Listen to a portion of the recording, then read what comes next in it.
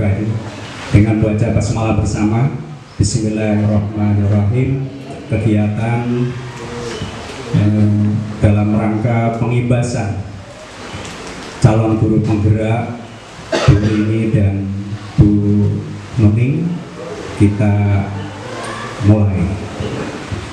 Selanjutnya saya serahkan kepada Bu Nuning dan Bu Rini untuk menyampaikan paparan materi dan sebagainya. Mohon. Bapak Aris Thomas yang sudah memberikan sambutan sekaligus membuka kegiatan kita pada siang hari ini. Sebelum pemaparan dari saya, ada sesuatu yang mau disampaikan oleh Ibu Rini berkaitan dengan data kuesioner yang tadi dibagikan. Monggo Bu Rini. Oke, terima kasih. Sekarang kita masuk ke sesi yang kedua, sesi pemaparan dari saya.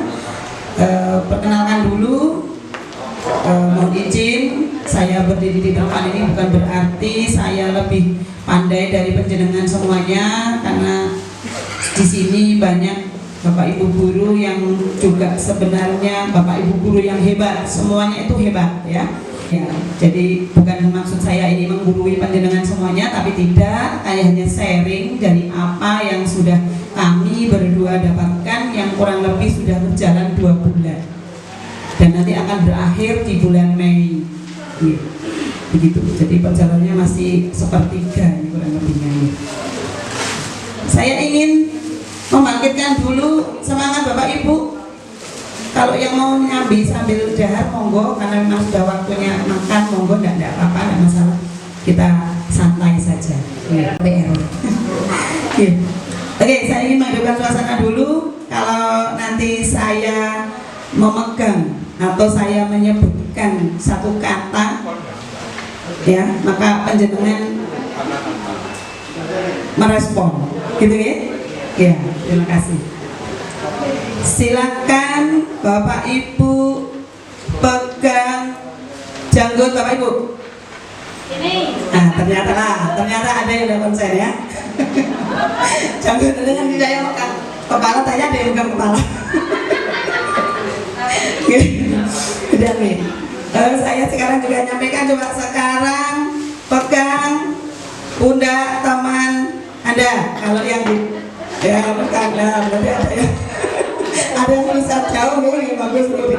Ini saya mohon bantuan Ibu perkata dari saya, salam dan bahagia ya, kita ingin semuanya bahagia ya.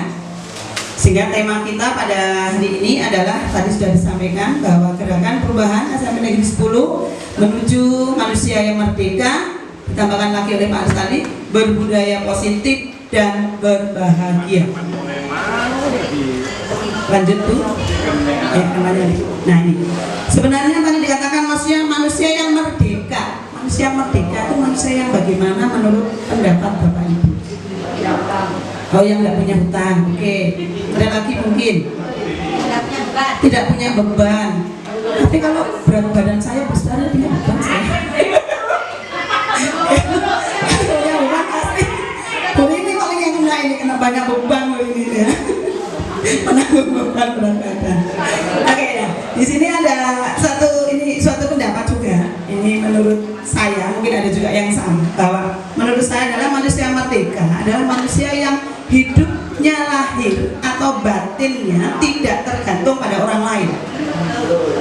Kemudian akan tetapi tetap bersandar pada kekuatan diri sendiri. Ya, jadi tidak bergantung pada orang lain, tapi pada kekuatan yang kita punya. Kita miliki potensi pada diri kita.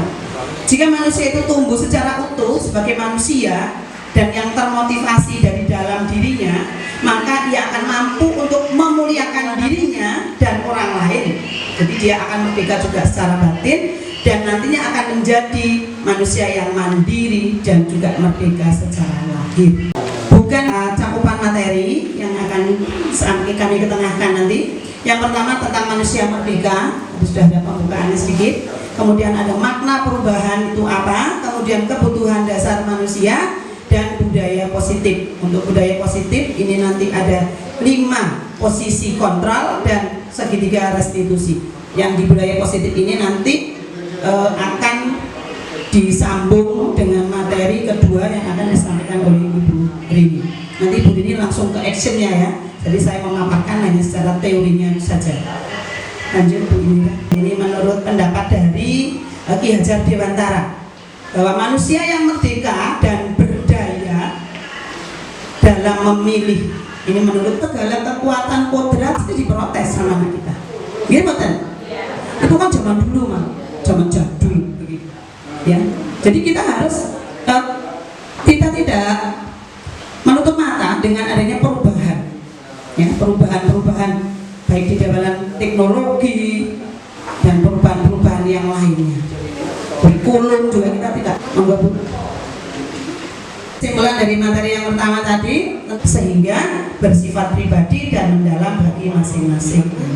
Dan demikian pendidik itu harus mulai terus menguatkan dirinya untuk menumbuh kembangkan tentang motivasi dari dalam atau motivasi intrinsik. Karena diberilah anak itu suatu motivasi, biar dia muncul motivasi dari dalam dirinya. Lanjut Bu. Ya, yang pertama di sini Bu ya, Bu Dini ya, ini menurut Iwan Sarir di Jan GTK ini menyatakan perubahan yang kita lakukan di pendidikan harus menuju pada suatu titik yang memanusiakan manusia dan memperkuat nilai kemanusiaan kita. Jadi untuk orang lain juga untuk diri kita sendiri, perubahan ya bagi anak didik kita. Next Bu. Oke, di sini. Nah, di sini nanti saya ingin mempertontonkan, mudah-mudahan internetnya nyambung gitu. Ibaratkan ini manusia atau kebutuhan genetis, ada 5 kebutuhan dasar manusia, yaitu untuk yang pertama kebutuhan untuk hidup. Kurang jelas. Perlu juga butuh sekali siswa itu diakui oleh kita. Upacara itu juga budaya positif, melatih kedisiplinan dan tanggung jawab, juga berani atau percaya diri. Lanjut dulu. Ya, di sini budaya positif di sini akan menimbulkan disiplin positif, kemudian bisa memotivasi perilaku manusia, ya, dengan hukuman dan penghargaan. Kemudian kebutuhan dasar manusia itu tadi sebenarnya masuk dalam budaya positif. Posisi kontrol nanti dengan adanya restitusi, keyakinan kelas, dan nanti untuk posisi kontrol restitusi nanti akan dilakukan dengan menerapkan segitiga restitusi. Mungkin nanti akan ada contoh Bu Rini, akan ada contoh dari Bu Rini. Lanjut Bu. Nah, di sini ini banyak sekali ya untuk rangkumannya ini sebenarnya. Tentang teori kontrol tadi sudah ada 5 pilihan. Nanti teori kontrol itu kita pada posisi mana. Tadi kalau Bu Lina katanya hukuman bisa mendisiplinkan, nah berarti ada 5 posisi kita terhadap kontrol kita terhadap murid. Yang pertama kontrol sebagai penghukum. Jadi ciri-cirinya kalau sebagai penghukum itu suara keras. Nah, kalau bunyinya gitu ya. Saya mengakui jujur saya pada saat kita Bu pemahaman diri dari laporan ini, saya jujur ya, saya di awal memang cenderung saya atau kebutuhan. Kita lanjut ke yang keempat tentang budaya positif. Yang selesai ini ya. Di sini ada pertanyaan pemantik, setuju ataukah tidak setuju Bapak Ibu ini. Yang pertama, kalau kita ada siswa kita atau murid kita yang bersalah atau melakukan suatu kesalahan, kita akan menghukum. Menurut Bapak Ibu, hukuman, apakah dengan hukuman dapat mendisiplinkan anak? Setuju? Berarti Bu Lina setuju ya? Menghukum ya? Saya katakan kata-kata menghukum kok. Hukuman. Apakah hukuman dapat mendisiplinkan anak?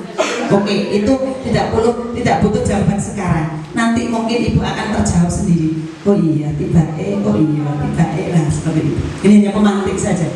Kemudian yang kedua, pemberian hukuman dengan hal yang positif.